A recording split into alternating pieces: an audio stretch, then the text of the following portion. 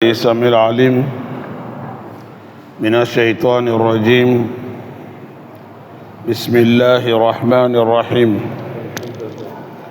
الحمد لله ثم الصلاة والسلام على رسول الله. أما بعد. Aujourd'hui c'est jeudi le 13 Jumada Sani 1447 qui correspond le 4 décembre 2025. Notre thème aujourd'hui, toujours sur le livre de Riyad Salihina, Bayanu Kasratu Turuq al-Khayr. L'islam nous a montré plusieurs chemins pour chercher bonheur dedans. Alors l'islam a montré beaucoup. Nous étions dans le 5e hadith ouvert. Aujourd'hui on va aller dans le 6e hadith. Dans ce thème-là, qu'est-ce que le prophète a dit? Le 5e hadith il nous dit tout d'abord, ce hadith, Sahaba des prophètes, celui qui a rapporté le premier hadith, Abu Zar, deuxième, troisième, jusqu'à 4e hadith, que le prophète sallallahu alayhi wa sallam a dit La tahqiranna min al-ma'ruf shay'an. Tout ce qu'on appelle, tout ce qui est bon, al-ma'ruf. Ma'ruf veut dire quoi? Ce qui est bon. Le prophète a dit tout ce qui est bon, il ne faut pas négliger. Ne néglige pas ça. Parce que tu ne sais pas dans quel Allah subhanahu wa ta'ala il va te donner al-Jannah ou il va te faire du bonheur. Donc, on ne doit pas négliger al-ma'ruf. Le prophète a donné l'exemple, il dit Walau an talqa akhaka biwajhin taliqin. Même si vous allez rencontrer votre frère avec un visage ouvert, souriant, c'est bon. Tu rencontres ton frère, le visage est souriant, tu es content, Wallahi, c'est bon. Ça là, toi, tu trouves que c'est simple. Même ça seulement. Allah subhanahu wa ta'ala, il peut vous mettre dans le bonheur à cause de ça. Donc, tout ça là, c'est pour dire que l'homme ne peut pas dire que, oh, moi vraiment, comme ça. Non, non, non. Je n'ai rien donné, je n'ai rien à faire. L'islam a dit, il y a beaucoup de chemins, tu vas chercher Al-Jannah à travers de ça.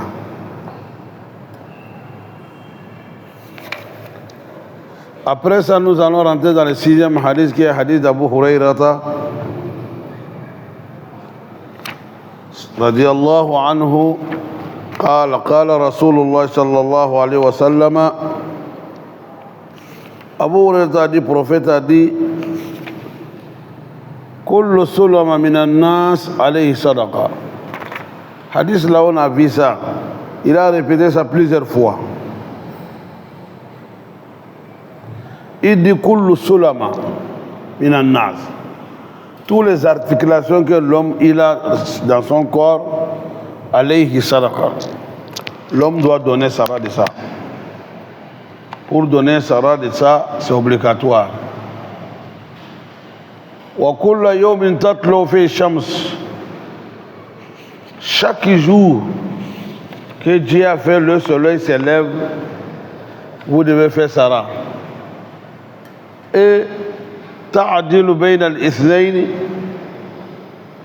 Si tu arrives à juger ou être honnête entre deux personnes, sadaqa.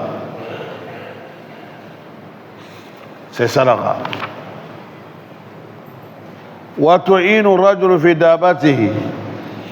Tu vas aider quelqu'un fatahamiluhu alayha pour charger la personne. La personne veut charger les marchandises sur son avant c'est les animaux. Aujourd'hui on va dire les taxis ou les taxis bagages ou les 3 pieds, etc. Tu vois la personne en train de charger. Tu es venu lui donner coup de main. Wallahi. Ou tarfa lahu alayha mata'ahu. Ou bien il est en train de décharger. Tu es venu lui aider pour décharger sadaqa. Ici, je vais m'arrêter un peu pour faire un petit commentaire.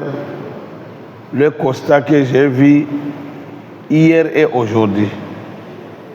Si je parle de hier, nous, au moment que nous étions enfants, en notre enfance, ce qu'on a vaincu, ce qu'on a vu, l'enfant, n'importe qui l'a vu, qui la personne est âgée que lui, que ce soit la personne à même âge que son frère, son grand frère ou son père, l'enfant ne va jamais voir quelqu'un comme ça. Il a ces problèmes-là s'il ne veut pas lui secourir. C'est que nous on a vaincu à notre enfance. Toi, tu es enfant, tu croises un papa qui a tenu quelque chose sur la tête ou dans la main. Tu vas passer comme ça sans tenir ça, l'accompagner jusqu'à chez lui? Jamais. Jamais. Toi, tu vois une vieille, ou bien une maman, ou bien une sœur, tu sais qu'elle est même âge que ta grand-sœur. Elle a des choses, bagages, ou bien quelque chose, tu ne vas pas l'accueillir pour l'accompagner jusqu'à chez eux? Jamais. Nous, on a grandi comme ça. Mais les nôtres aujourd'hui, les enfants de nos enfants même, ce n'est pas quelqu'un d'autre. Hein. Ils voient toi-même papa, tu viens avec bagage. Tu vas tomber, hein, ils s'en foutent. Vous voulez comparer le monde de hier et aujourd'hui? Ça ne peut pas aller. On va comparer les deux enfants là. Ça ne peut pas aller. Il voit sa maman, il voit son père, a des bagages. Et pourtant le bagage là, c'est lui, mais c'est pour lui, hein, l'avant. Mais il fait semblant qu'il n'a pas vu, il passe, il s'en va. Il s'en fout. Et il trouve que c'est fierté. Vous voyez?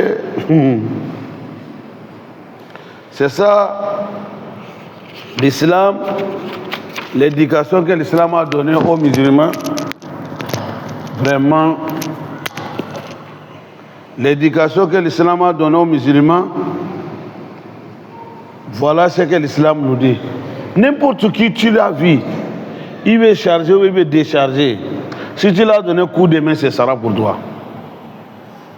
Ça là, ce n'est pas que ça regarde seulement musulman, même si c'est un kafri. Parce que l'islam, c'est religion de quoi? C'est religion de l'humanité. Ouais, non? L'islam, c'est religion que, masha'Allah, il est là pour nous aider à faire des choses, pour éduquer ses fidèles. L'islam est là nous éduquer, nous donner de bonnes choses. Beaucoup d'éducation. Donc il a dit wal kalimatu tayyiba sadaqa. Parler une bonne parole déjà, c'est Sarah. Parler parole qui est bon à quelqu'un, déjà tu as fait Sarah. Allah dit waqulu linnasi husna. Si vous parlez avec les gens, il faut savoir parler. Ça fait partie de l'éducation de l'islam. Musulman n'est pas quelqu'un qui donne des mauvaises paroles ou des mauvais langages aux gens. Non, non, non. Musulman n'est pas ça. Musulman, c'est quelqu'un, même si tu l'as offensé, pour riposter, il sait comment il faut te parler. Il ne va jamais franchir la ligne rouge. C'est l'éducation que l'islam donne à ses fidèles. Quelqu'un t'a insulté, toi tu l'as demandé pardon. Or qu'il t'a insulté, hein, toi tu lui demandes pardon. C'est déjà un grand sara pour toi. Sadaqa.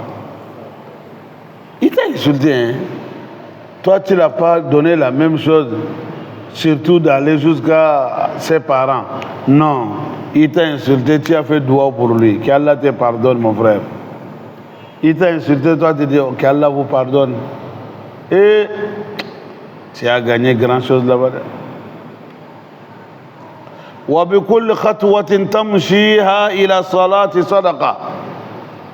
Tous les pas, tous les marches que tu fais pour aller à la mosquée, si tu as quitté chez toi, al-khatwa, tu fais un pas devant, un pas, comme ça, chaque pas que tu prends, wallah, ce sera pour toi. C'est pour cela, les oulémas ont privilégié marcher en pied, venir à la mosquée, s'il y a la possibilité, a plus d'avantages.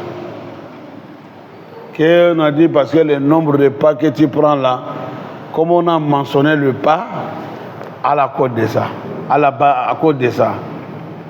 Bon, d'autres disent qu'il n'y a pas de problème. Avant, il n'y avait pas ces moyens de déplacement que nous avons aujourd'hui, comme vélo, voiture, moto, tout ça là. Mais, même si vous êtes véhiculé, vous êtes en moto, vélo, la récompense de distance là, vous aurez ça. Allah va vous donner ça. Parce que quelque part, on prend ça aussi pour la sécurité, pour la rapidité et pour beaucoup de choses. Je sais que chez moi, c'est loin. Si je vais marcher en pied jusqu'à venir ici, là, ce n'est pas Maghrib, même l'Isha, je ne trouve pas, surtout Maghrib. Hein? Et j'ai moins de déplacement comme voiture ou moto. Si je prends ça, je peux gagner Maghrib et l'Isha. Alors, c'est qu'il faut faire, n'est-ce pas? Et non. Tu vois quelque chose de dangereux sur la route. Al-Aza, c'est qui va mener problème aux gens. Tout ce qu'on appelle Aza. Que ça soit c'est-à-dire un objet ou bien quelque chose, même si c'est l'odeur, qui a l'odeur mauvaise, qui va sentir mauvais, tout ce qui dérange, qui gêne les gens sur la route, si tu as dégagé ça, c'est la voie publique. C'est un sara pour toi. Bon, si enfant musulman a compris cette hadith-là, est-ce qu'on va lui parler encore d'entretien des routes? Hein? Si l'enfant, les jeunes musulmans ont compris ça, que le prophète a dit, tout ce qui dérange les gens sur la route, si tu as dégagé ça là-bas, c'est un sara pour toi. C'est la récompense qui peut t'amener au paradis. Toi, tu aimes le paradis. Tu vas voir des choses comme ça et tu ne veux pas dégager. Mais les nôtres aujourd'hui vont causer même. Ce n'est pas dégagé, c'est lui-même qui va prendre pour venir mettre et partir.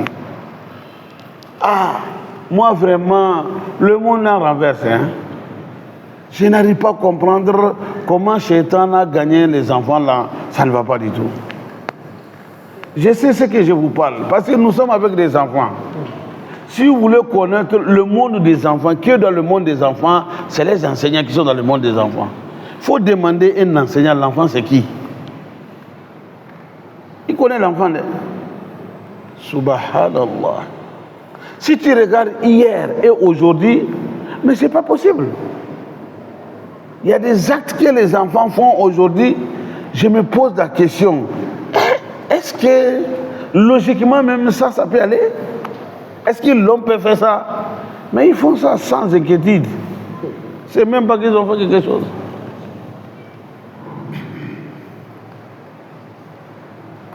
Le hadith est rapporté par Muslim. Wa min riwayat Aïcha. Le verset qu'on vient de lire, ça c'est le verset de Abu Hurairata. Il y a verset de Ummuna Aïcha aussi, radiallahu anha. Ummuna Aïcha qalat, elle a dit, qala Rasulullah sallallahu alayhi wa sallam. Messager de Allah, paix et la bénédiction de Allah soit sur lui, a dit, إنه خلق كل إنسان من بني آدم على 60 و300 مفصل. Chaque individu a 360 articulations. Faman kabbara, celui qui fait Allahu Akbar, wa hamida, il dit Alhamdulillah, wa hallala, il dit La ilaha illallah, wa sabbaha, il dit Subhanallah, wa astaghfara, il dit Astaghfirullah, wa azala hajaran en tariqin nas, il a dégagé pierre ou bien caillou sur la voie publique, ou shawkatan ou bien épine, ou azman ou bien os en tariqin nas, sur la voie publique, ou amara bi ma'ruf, ou bien il a exhorté le bien, ou nahanil munkar, ou bien il a interdit des blâmables. Adada sitina wa salasumia, 360 fois. C'est tout ce qu'il a fait là, pendant jusqu'à 360 fois. Fa innahu, la personne, yumsi, il va passer la journée de Yawma ici, les jours là, waqad, certes, zohusi hannam sa'aninar, il s'est éloigné de l'enfer de Jahannama. Avec l'acte qu'il a fait là, les jours là déjà, il est loin de Jahannama. Vous voyez? Donc tout ça, c'est pour nous dire qu'il y a beaucoup d'occasions pour les musulmans de profiter d'avoir le bonheur dunya ici et l'au-delà. Ce n'est pas limité seulement à prier, ni ce que tu connais. Non, non, non, il y a beaucoup de choses. C'est pour cela que le musulman doit être simple, humble, et puis être vigilant dans beaucoup de choses. Surtout de s'abstenir de ne pas commettre du mal aux autres. Si tu ne veux pas faire l'intérêt à quelqu'un, mais ne lui fais pas du mal. Toi, ton intérêt ne vient pas, c'est ton problème qui vient. Dans la société, il faut être quelqu'un, les gens profitent de vous. Côté positif. Votre intérêt, ça va partout. Alhamdulillah. Là, c'est bon. Mais toi, tu es dans la société, tu n'as pas d'intérêt. Ça veut dire que ton intérêt ne vient à personne. Mais tu les embêtes encore. Ah bah, c'est quoi ça? Au moins, il faut éviter au moins de ne pas embêter quelqu'un au moins. Ah, si je ne peux pas faire du bien à quelqu'un, je ne dois pas lui offenser, je ne dois pas l'embêter au moins. Je vais éviter ça quand même. Là, c'est bon. Mais tu ne fais pas du bien, mais c'est des embêtements. Ah, l'islam est contre ça. Le 8e hadith, anhu, toujours c'est Abu Hurayrata, astaghfirullah, c'est 7e hadith. Anhu Abu Hurayrata, ni Nabi Sassa qal. Abu Hurayrata dit, man ghada ila al-masjid, celui qui se lève matin très tôt, aller à la mosquée, ou raha, ou bien le soir, il va à la mosquée. La prière de Souba, déjà il est à la mosquée. Les soirs, Maghrib, il est à la mosquée. A'addallahu lahu. Allah va préparer pour lui, fil janna, dans le paradis, nuzulan, un accueil. Nuzul, c'est accueil. C'est-à-dire que quand tu invites les gens, tu prépares quelque chose pour eux. C'est ce qu'on appelle nuzul. Si tu as un étranger, tu vas préparer bien pour ton étranger. Ça, c'est nuzul. Allah va réserver un accueil pour eux, kullama ghada, chaque matin, wara, chaque soir. Ça, c'est un repas spécial pour les gens qui viennent dans la mosquée. S'il rentre au paradis, chaque matin, il a un plan spécial pour la prière de Souba. Ce qu'il faisait dans la mosquée. Chaque soir, il a un plan spécial pour la prière de Souba, mosquée, laquelle il faisait Maghrib et l'Isha, etc., etc. C'est comme ça Allah fait pour les gens des mosquées. Ah, ça c'est déjà vraiment, c'est une annonce, c'est une nouvelle que, machallah, quand vous êtes à la mosquée, ça vous encourage beaucoup. Le prophète a dit ça, c'est le prophète qui a dit ça clairement. Il dit ça. Et puis les hadiths là, muttafaqun alayhi, c'est authentique. C'est Saïd al-Sahih, Bukhari et Muslim. Tu vois, il a dit, Nuzulu veut dire quoi? Al-Qut, c'est le repas. Ce qu'on prépare pour les invités. Vous savez que ce que tu prépares à la maison, ordinaire, et ce qu'on a préparé pour accueillir quelqu'un, c'est la même chose? C'est pour cela un proverbe chez nous dit que le repas qu'on a préparé pour quelqu'un, tout ce qu'on n'a pas trouvé en haut là, on ne peut pas trouver ça en bas. Ou bien, ce que tu n'as pas vu en haut là, ça ne sera pas en bas. Ou bien, voilà, c'est ça. Donc, le prophète a dit, cet hadith là, fadlul mashi ila salat al-jama' fil masjid. C'est l'importance de ceux qui fréquentent la mosquée. C'est l'importance. Vous savez déjà, un hadith, le prophète a assuré les gens qui aiment prier à la mosquée, ils aiment prier en jama. Le prophète les a assurés déjà, ils ont une assurance totale. Le hadith qui est d'abord, le prophète a dit, Sab'atun yudhilluhumullah fi dhillihi yawma la dhilla illa dhilluh. Il y a 7 groupes, ou bien 7 personnes qui seront sous l'ombre les jours qu'il n'y a pas l'ombre sauf l'ombre de Allah. Parmi les 7 là, il a dit Rajulun qalbuhu mu'allaqun bil masajid. Quelqu'un qui aime toujours prier dans la mosquée. N'importe où il va, lui cherche une mosquée. Lui ne veut pas prier lui seul. Chaque fois c'est Jama il cherche. Il va aller à l'étranger, c'est mosquée qu'il cherche, je vais aller prier à la mosquée. N'importe où, quelle ville, quel village, que lui il va en tant qu'il y a mosquée, lui c'est mosquée qu'il prie. Le prophète a dit, c'est derrière là, il n'a qu'à être heureux. Inch'Allah, Yom al-Qiyamah, les jours qu'il n'y a pas l'ombre sauf l'ombre de Allah, lui sera parmi les gens qui seront sous l'ombre là. Qu'Allah accepte et qui accorde ça pour nous, Inch'Allah, cette chance-là. C'est très important. Ceux qui vont à la mosquée, ils ont une lumière particulière qu'Allah va les donner dans le tombeau et Yom al-Qiyamah. Celui qui va à la mosquée, matin, soir, quand il venait comme ça vers Maghreb, il fait déjà sombre. Ça devient lumière pour toi dans le tombeau.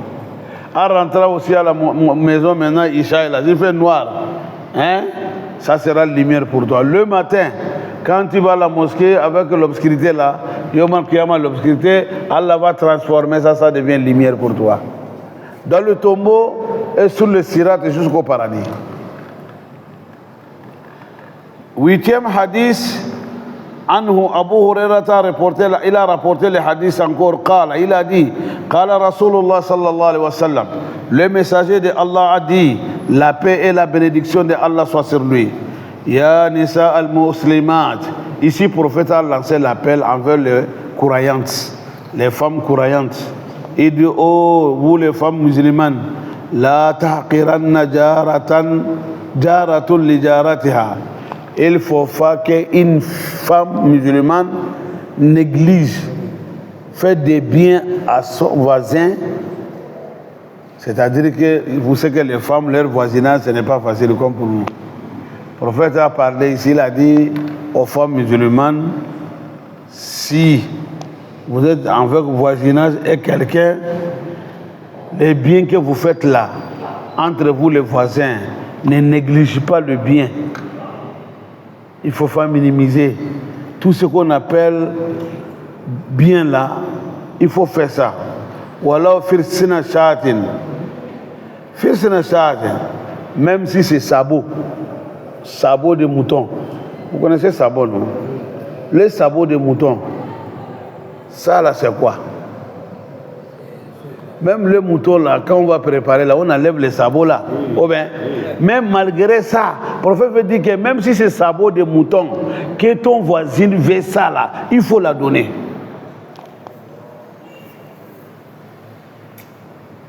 Est-ce qu'on a bien compris ça? Ça veut dire quoi? Faites le bien à votre voisin. Quand tu trouves quelque chose de bien, il ne faut pas dire, oh, c'est ça seulement, je vais donner au voisin. Donne.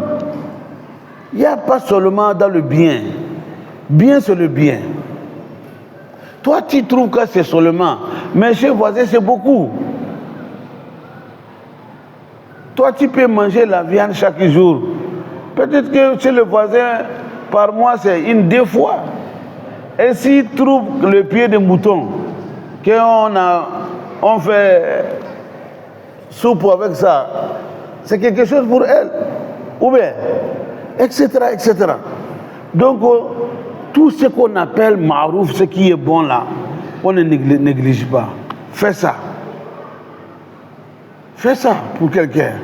Que ce soit la personne a demandé, ou bien c'est vous-même, vous voulez le faire ça volontairement. En tout cas, il faut faire, c'est bon.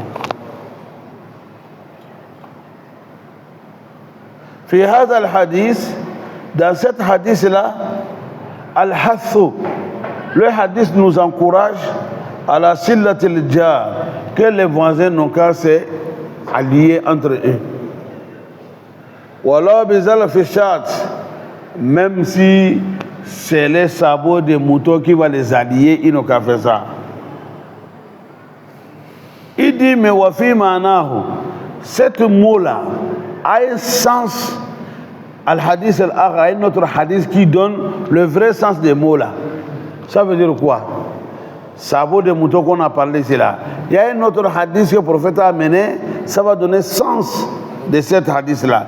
Il a dit quoi? Iza tabakhta marakatan. Le prophète a dit à un sahaba, si tu as préparé des sauces, fakthir ma'aha, il faut mettre beaucoup de l'eau, wata'aha jiranika, et servir tes voisins.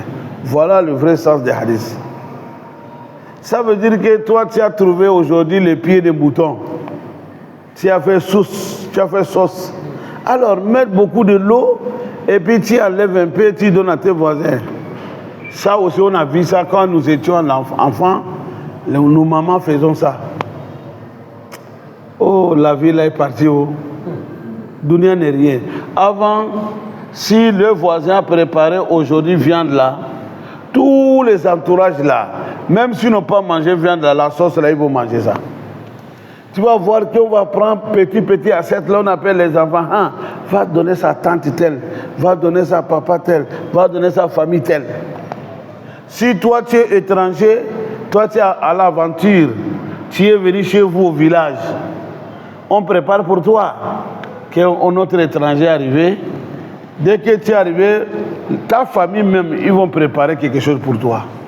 Ils vont amener un mouton en même temps que c'est pour l'étranger. Cette mouton-là, ou bien même si c'est poulet, ou bien c'est coq-là, quand ils vont préparer ça, tous les autres membres de famille, de village, là, tous auront leur part. Il faut amener les assiettes, la viande, on coupe morceau, mais un peu, va donner à tante telle, que c'est le repas qu'on a préparé pour l'étranger. C'est sa part. Va donner à oncle tel. Tout le monde aura leur part. Mais aujourd'hui, on prend bœuf, on met dans le frigo. Même les voisins ne voient pas ça.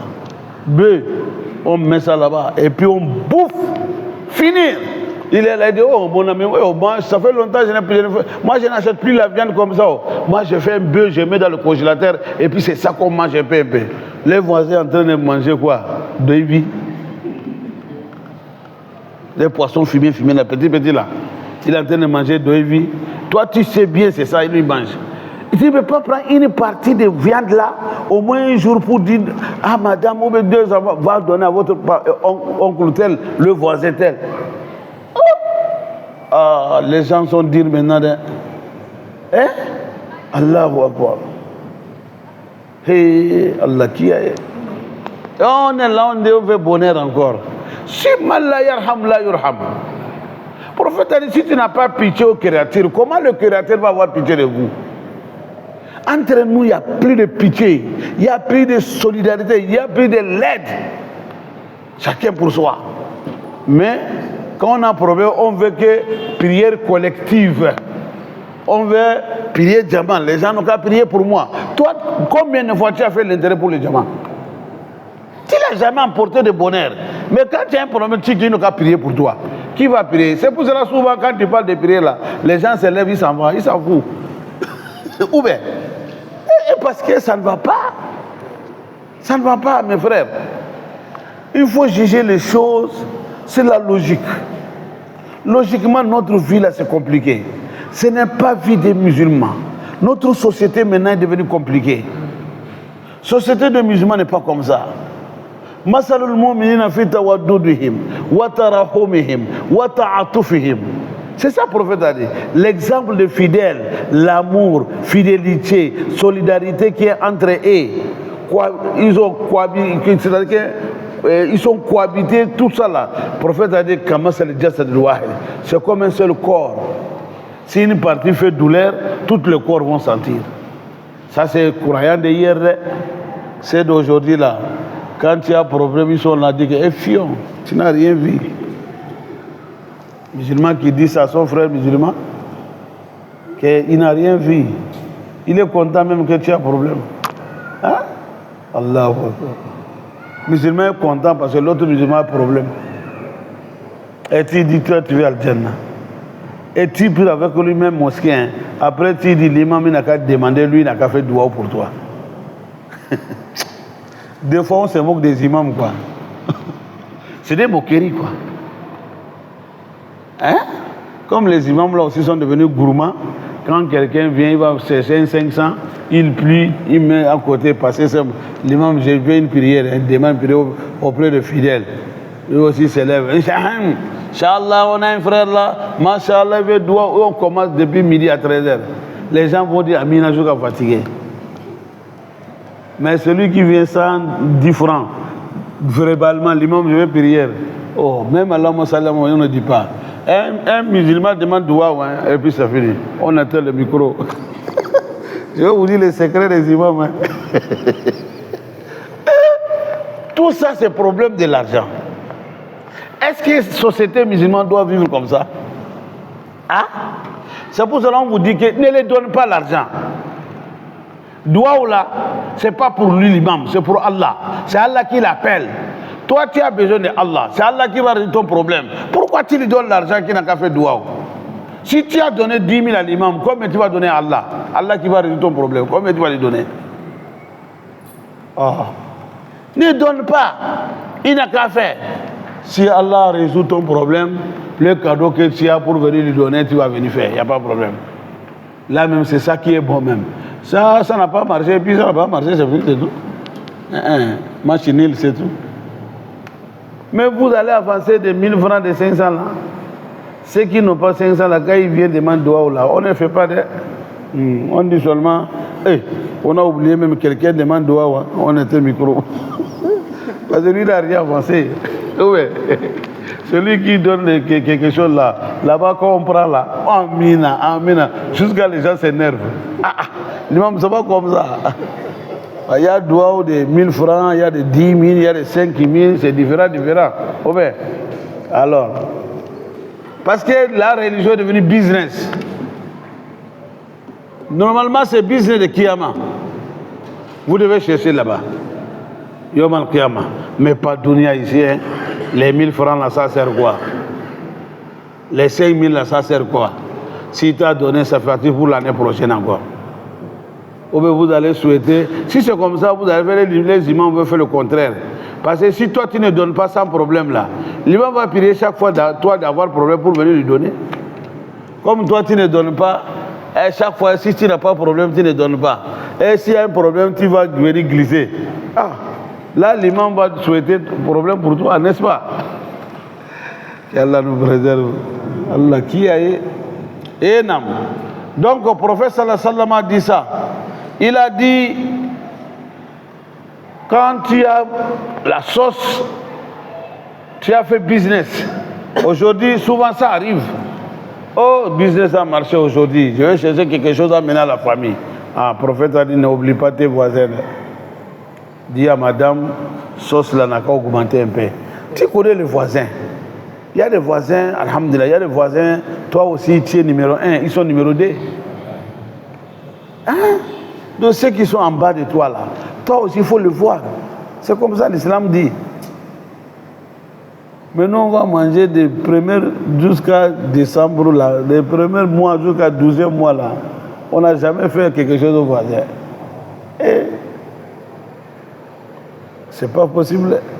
Et, or que voisinage là c'est pas pour rien. Allah va nous demander yawm al-qiyamah. Naam. Al-hadith al-tasi'. 9e hadith dans ce thème-là, anhu, yani an Abi Hurayrata. C'est Abu Hurayrata toujours, an Nabi sallallahu alayhi wa sallam, قال. Le prophète a dit, al-iman, al-iman. La croyance, la foi en Allah, bid'un wa sab'una, c'est 60 quelques. Bid'ou commence de 2 à 9. Ça veut dire que ça peut être 62, 63, 64 jusqu'à 69, entre ça. Bid'u wa sab'una, bid'u wa situna. Il a dit bid'u wa sab'una ou bid'u wa situna shuba. Si tu as partitionné la foi, ça va aller 60 quelques, hein, ou 60 quelques. C'est ça le prophète a dit. Il dit afdaluha, première partie de l'iman, qui est le meilleur plus que tout. C'est la qawlu la ilaha illallah. C'est la ilaha illallah qui est première partie de l'iman. Afdaluha, ce qui est supérieur, la tête même c'est ça. Qawlu la ilaha illallah. Ce n'est pas parler la ilaha illallah dans la bouche, on ne fait pas le travail de la ilaha illallah avec ces conditions. 7 conditions, il faut remplir tout pour que ça va être supérieur. Si ce n'est pas rempli, c'est 0. Ah oui. On a qu'à shurutu la ilaha illallah. La ilaha illallah, 7 conditions. Tous les 7 là, quand quelqu'un dit la ilaha illallah, il doit respecter tous les 7 conditions. Tu dois connaître tout. Si on veut rentrer dans ça là, c'est balance, c'est tamis, hein. On va tamiser beaucoup, vous serez tombés. Parce que 1, 2, 3, 4, 5, 6, 7, tous les 7 conditions de la ilaha illallah, c'est bon. C'est ok chez nous. Ah, c'est pas facile. Donc s'il a dit qawlu la ilaha illallah, ce n'est pas de dire verbalement seulement la ilaha illallah, la ilaha illallah, la ilaha illallah. Non, ce n'est pas ça. Les gens restent pour chanter ça combien de fois? La ilaha illallah. Ce n'est pas ça. Le prophète ne parle pas de ça. C'est pas ça. Le fait de dire la ilaha illallah seulement dans la bouche seulement, ce n'est pas sorti dans le cœur. Ça n'a pas de sens. Hein? En prononçant ça, il faut être bien concentré. Ça va sortir avec la sincérité. Et non seulement ça, les conditions. Parce que l'islam, al-iman, laysa atamanni wa tahalli. Là. L'iman n'est pas l'habit, ce n'est pas je souhaite, forme, non. L'iman, ce n'est pas ça. Alaysa l'iman bitamanni wa tahalli. Là. Iman, c'est dans le cœur. La bouche et le corps. C'est les 3 là qui travaillent ensemble. Ça est dans le cœur, on a prononcé dans la bouche, le corps va pratiquer. Tu as dit la ilaha illallah avec la sincérité. De l'ikhlas. C'est sorti dans le cœur. La bouche a bien prononcé ça. Maintenant, le corps doit respecter la ilaha illallah. C'est le corps qui doit respecter les 7 parties de la ilaha illallah. Al-ilm, al-yaqin, al-ikhlas, al-haqq, al-inqiyad, etc. Tout ça là, tous les 7 conditions.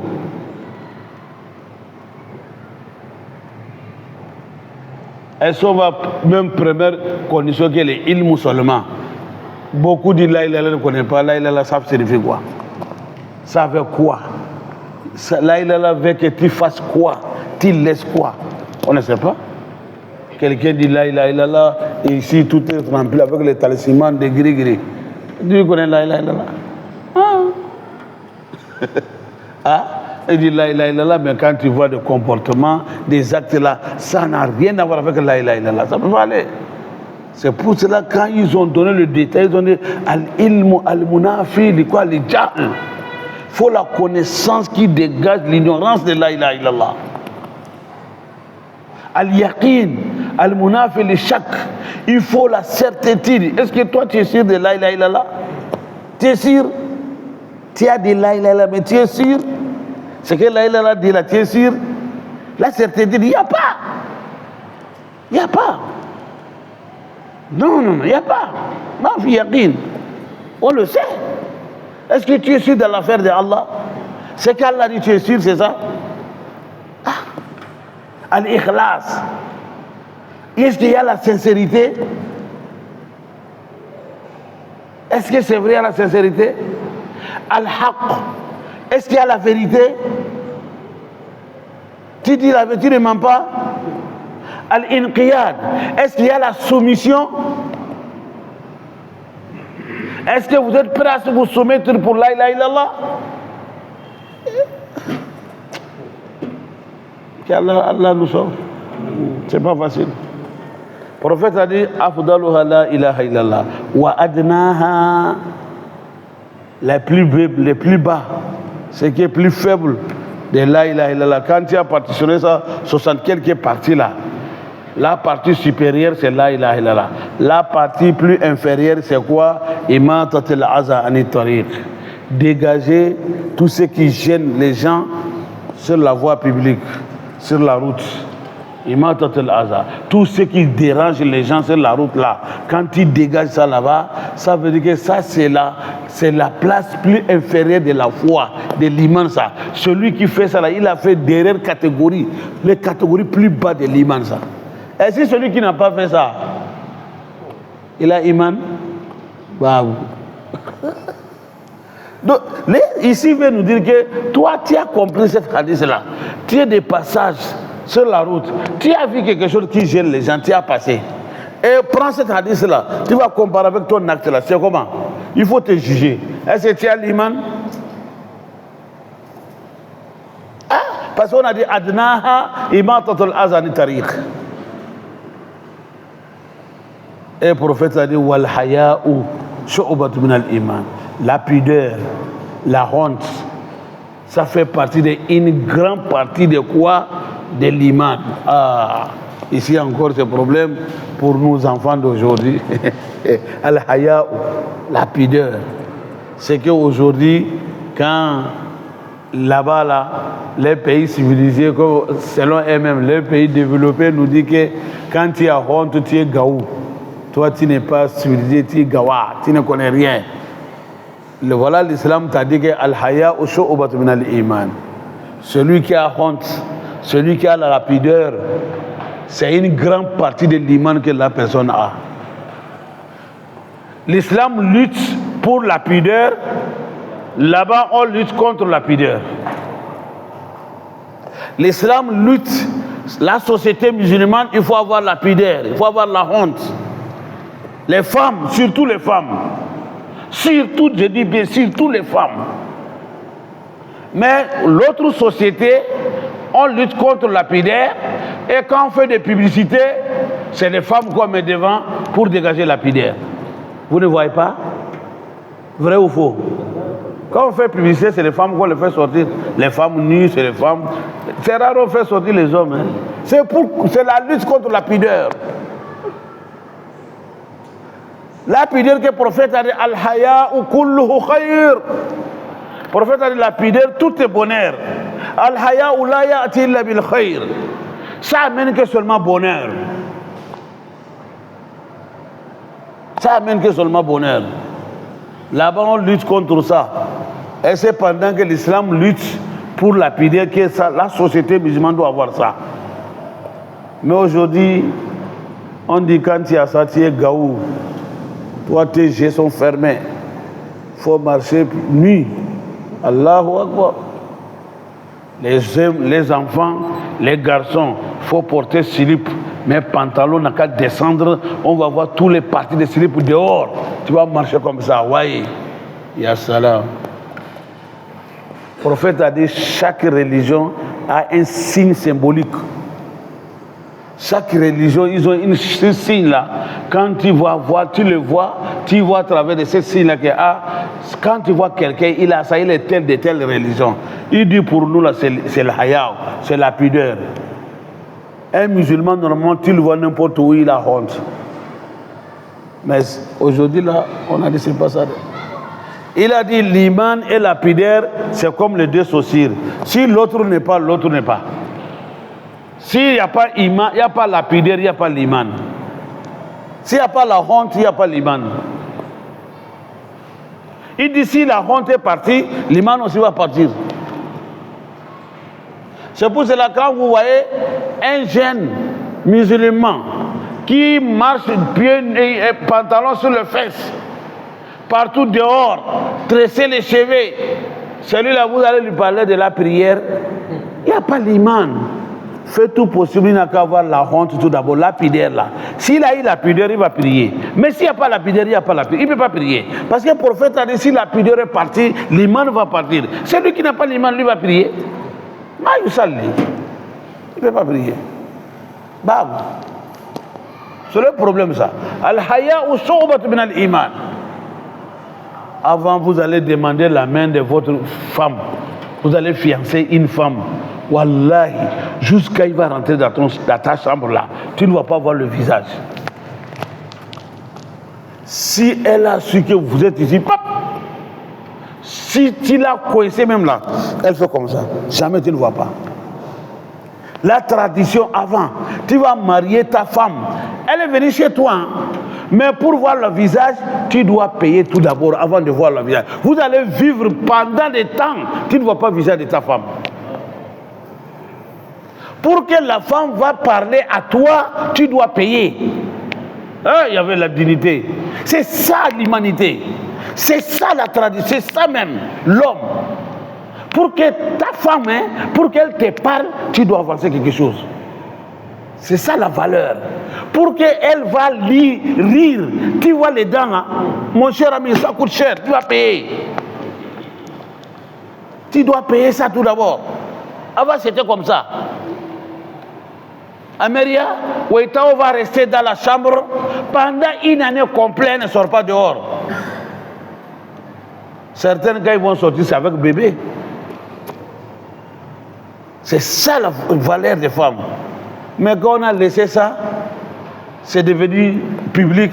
Ouais, ils sont avec nous. Les femmes, ils ne trouvent pas mariés encore. 30 ans, 40 ans, elle n'a pas marié. Parce qu'on a fait gâter valeur des femmes. Tout est parti dans l'eau.